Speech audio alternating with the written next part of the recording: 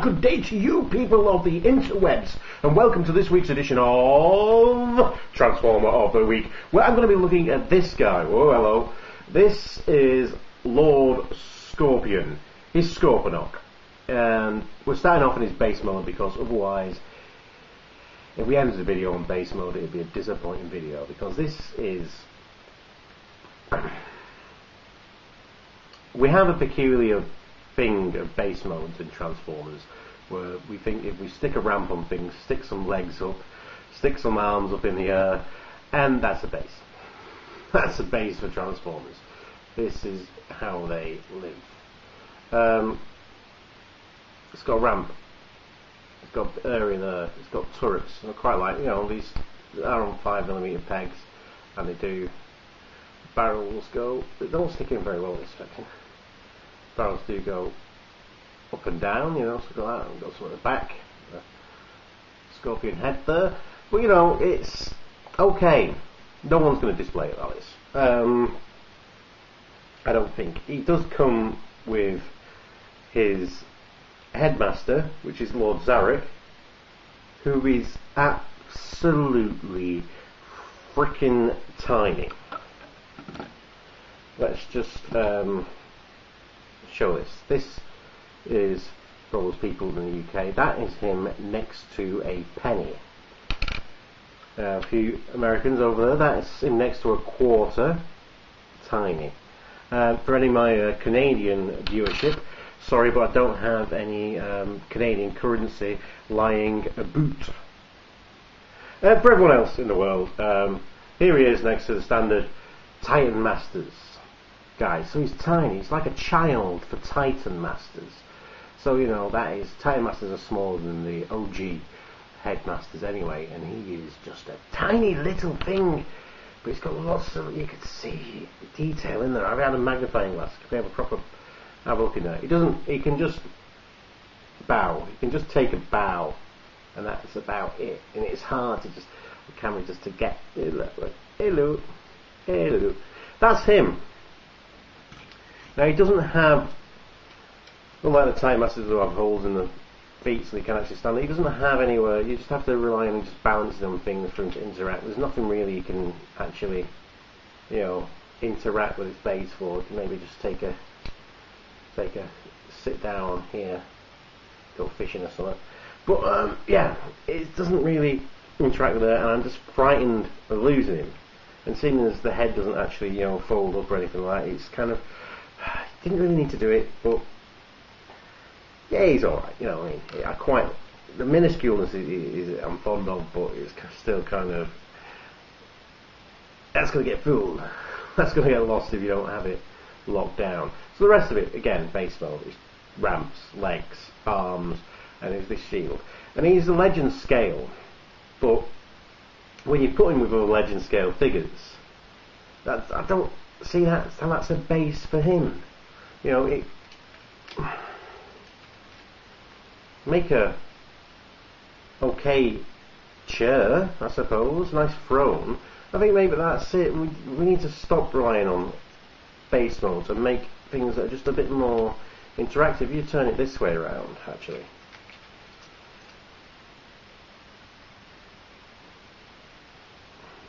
Now that.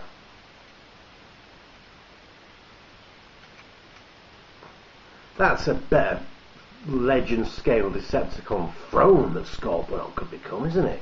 That's quite cool. I think we just need to stop this reliance on base modes and actually kind of try and make something that's functionary, rather than just, here's a ramp that vehicles don't really fit down, because it's a bit of a rocky road, that, isn't it? That's not a good ramp. You know, it looks like a ramp, but it's not a good ramp. So yeah, I don't think people are going to be buying this for the base mode. So let's, luckily he is a transformer, so he does transform. So let's get that done now. So we'll get that, we remove this bit completely. So that makes even more of a thing for his base mode. And we'll remove these bits here. Let's just take that bit out. We'll get into some of these accessories later. So we'll go into Scorpion mode from here. As the name Lord Scorpion might suggest, he does in fact turn into a scorpion. So just pull these down and out. All these legs here are kind of just superfluous in base mode. Now just switch them around. Oh, it does. It reminds me so much. These ball jointed insect legs just reminds me of Beast Wars so much.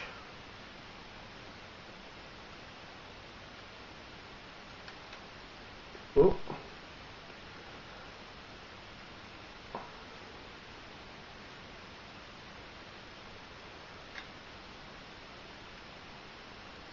Now these are out of the way. Just pull that.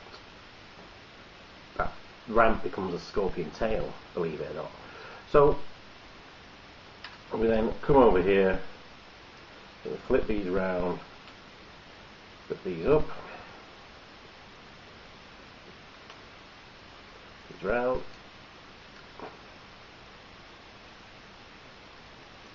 flip these up, and that is Lord Scorpion in his Scorpion mode, and that is more like it. I mean, you get more of an idea of what's going on here. We can actually, I think, if we turn this round here, can pull out the visor, and can we get the guy in there? Can you? This is where he goes in as a head. I'm just wondering, can he go in?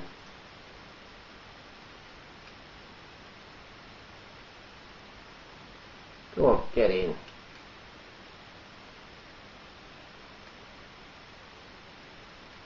can kind of get in there to pilot that from the head of the scorpion. I love it. It's absolutely brilliant. So it's got all these lovely ball joints. We have nice movements in his scorpion arms, which are going to be the same as his robot arms. Surprise, surprise. No spoilers here, really. Yeah, that's a big bit of kibble, but it's, you know, that's referential to the original, so it doesn't really matter that much. And again, we've got these weapons. Kind of wish these are just pegged together a little bit, so you could actually have those flush. But that is. To me, that is iconic. Scorpnok, and he is an iconic character. Even though he's like later G1, he's still, to me, he's a very iconic character, and I just absolutely love that. That is a good scale, and he does look proper intimidating now against other Legends scale figures. I mean, that is quite cool for having a fight against. And here's one of the last release that I in fact had the Dinobot, so still, that's a big scorpion. So, this moves, I mean, that, if it was a real scorpion, the tail would be long, because that wouldn't be able to sting shit, but it's a blaster, so it doesn't really matter that much. Right. Robo mode next. Look at that. 3 modes. Oh, we are spoiled. I'm not sure why he's got this out crunch, but let's get the guy out for a start. Put him somewhere safe. I mean, you can if you want. I'll talk about this. You've got this thing that can go peg in there, and these metal bits can just peg wherever you like. And there's lots of 5mm ports on this guy, as it's, you know, Iron Factory's kind of, that's their thing, to make it, you know, very interactive with each other. So yeah, unpeg that, get all these again, move these out of the way as you would, swing all this section up, move these legs down, and they click. Come on. they click into place. It always makes me nervous when the tabbing point is transparent plastic, but ooh, that clicks in.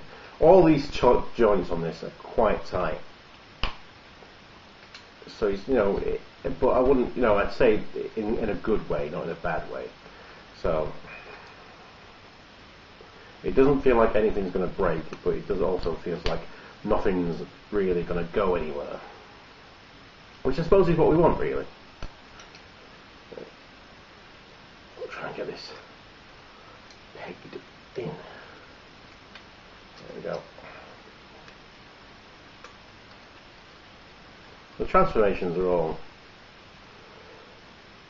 relatively simple. You can have this at the height you like. So that's little Scorpion. What the hell's his Headmaster? Here it is. Right.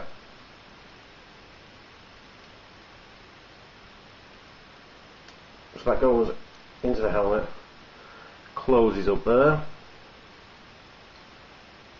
and these feet unfold. Again, they're quite, come on baby, these are quite tight.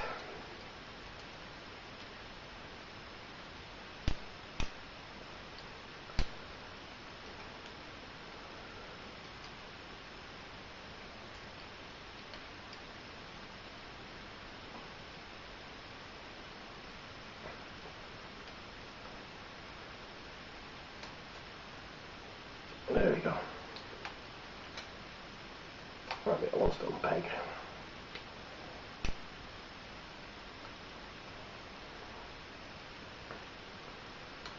And then we have him in his robot mode. And again, iconic Scorpion. That is just. Let's fold this. You can have the face guard up, or you can have it tucked away. Choice is yours. This is. I was a comics guy as a kid. That was my. They were my Transformers, and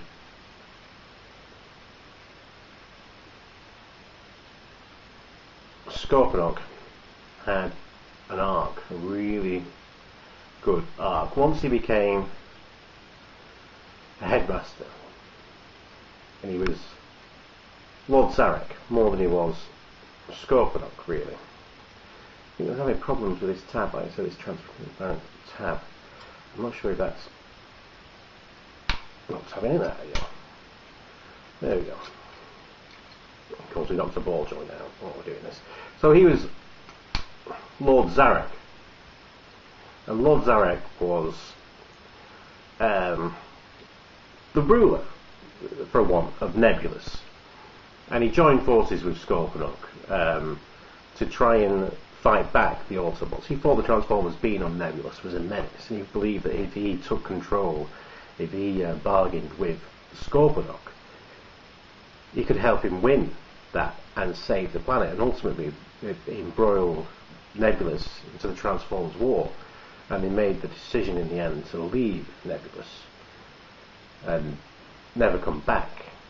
And he is very Shakespearean in a way, of ambition, trying to do the greater good, but ultimately succumbing to evil. And I thought, that was a brilliant arc. And then not only that, but when the war of Unicron started, when Unicron came to Earth, or came to Cybertron earlier than they'd foreseen in the futures, in Target 2006, in the movie, but actually the events of the comic book escalated that quickly, quicker. He was one of the people fighting against Unicron, and he joined forces with Optimus Prime, and once again seeing the destruction that was caused, seeing his comrades fall, it sent him into a rage, and he while everyone else was fleeing, he kind of turned the tide of battle. He went in and was just, these claws just digging into Unicron's leg, but Unicron just shot him, and he melted and died in Prime's arms, his comrades in arms. That is just such It's a great arc of you know, and showing that Transformers isn't just evil Decepticons versus heroic Autobots, that they can have these arcs, that they can have characters that are grey, that have the moments of weakness, that have the moments of ambition, but ultimately when time comes they will fight for the greater good. And that's just, oh. And this encapsulates that. Yeah, he's legend scale. He's legend scale, so he might not be everyone's cup of tea. That's him next to Shockwave, which has got floppy legs. Hello, floppy legs. Go on. Sort your legs out, son. Right, so he's a beast of a legend character. If we get him over here, we get this Time Master back. Put him into Scorpnok. That's him with one of his minions. So in the comic books, that's pretty much how much bigger he would be, because he tended to be just really just a little bit bigger than normal guys. Some comic book artists do every Transformer the same size. You know, it just didn't. Yeah, wasn't much difference. So it works. Now these silver bits can now peg into the sides here. That secures the legs a bit better. He's got his shield. He can go on either side. And he's got a gun. Now his gun, that goes. It's got a slot here, which is weird because everything else is 5mm pegs of ports, and that gun goes in with a slot. There's not a 5mm peg on it. There's a couple of 5mm ports on either side, but there's not 5mm pegs. But anyway, there's his gun. And he also comes with this little barrel. That again fits into the slots in his claws.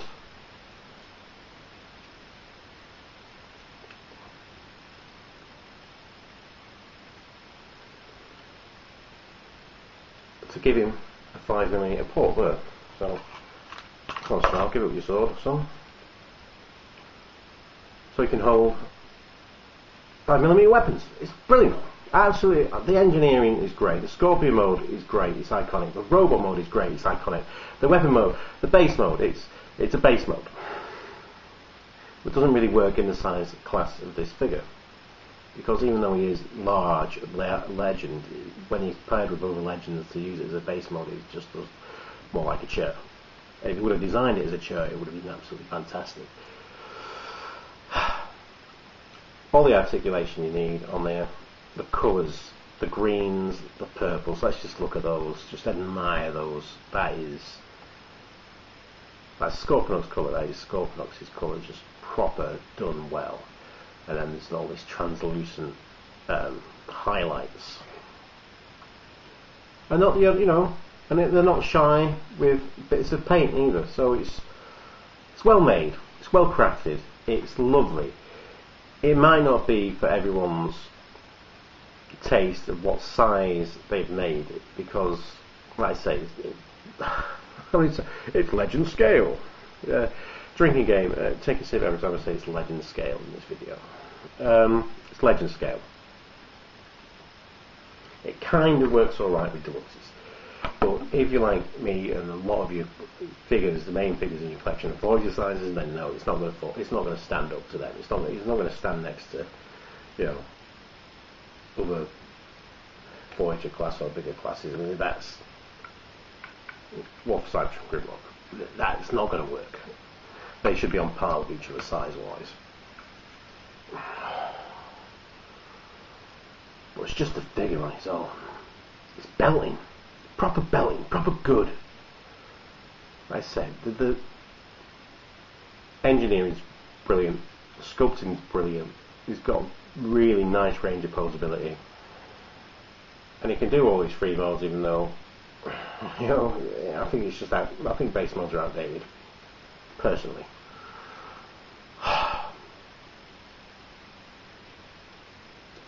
Just take that in. Just take it in.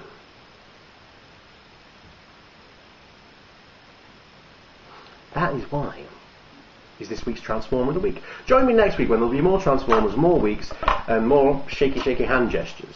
Until then, Until then, be excellent to each other. Party on, dudes, and because you've deserved it, bestow! Bestow!